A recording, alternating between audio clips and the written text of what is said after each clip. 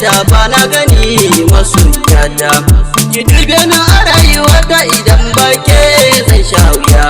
Soyayya ta da ni da ke ban taɓa yin tunani ba, akwai rana ta shan wuya ta zo mini ni ban shirya ba. Masoyiya ta ki zo garan ni ne mai ƙaunar ki, a kullum dare da rana idan na kwanta gurin bacci na tunanin ki nake masoyiya. Soyayya sa'a a rayuwa amma in kai dacewa, rashin ki a tare da ni zai sa sai mai zaucewa. Masoyiya ta ki zo ki gani na shafa ma a rayuwa, komai sanadin soyayya ni dai a sanadiyar ki na sha wahala ta rayuwa, kuma na yi kuka kamar ruwa. Kamar ina ɓoyewa an rasa me ke damuna, sai da abin ya fito fili ke kin yi gaba kin bar ni.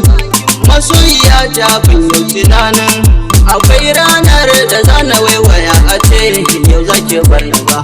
In na shigo cikin abokaina suka ce yau zaki bar ni, sai na yi ta kuka na zuciya, ina dariya a fuskata. A zuciya ta ni kaɗai na san abinda nake ji a rayuwa, kawai kusan wata rana ina zauna a ɗakina sai na ji an kira wayana, sai na ɗauka don duba na, sai na ji muryar masoyiya tana bani haƙuri.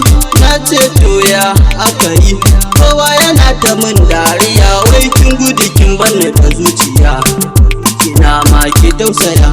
Sai ta fara bani labari, mai so na kai haƙuri, ni ma ban so na barka ba, ina ta tunaninka abin ne ya fi ƙarfi na.